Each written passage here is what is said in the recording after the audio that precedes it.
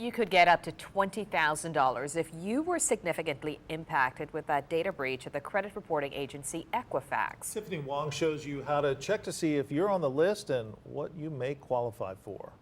In September of 2017, Equifax announced a data breach that leaked personal information of about 147 million people.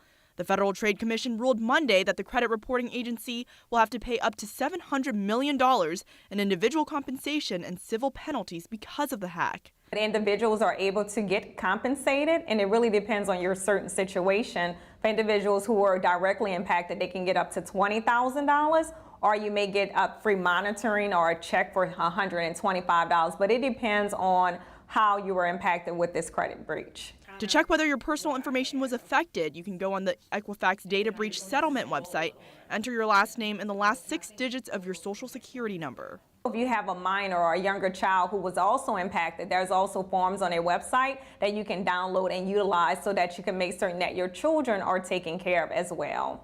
For some, it's the first they're hearing of this. It's cool that you let me go and check and see, but it doesn't give me enough information for me to know exactly how my credit was impacted, for me to follow up. The credit monitoring is going to be more valuable to me than really kind of getting the money back on that aspect. I'm in the process of refinancing my house, so the more access I can get to what's going on with my credit report is going to be helpful. Whether or not your credit was significantly impacted, your status may have changed in the last 2 years. You definitely want to go to their website. You want to check and see whether or not you're impacted, because you bring up a good point. Maybe you were impacted and not really knowing. Tiffany Wong, Fox 8, Local First. Equifax's website says victims are eligible for at least 7 years of free assisted identity restoration services. The settlement benefits will not be available until after January. 7 years.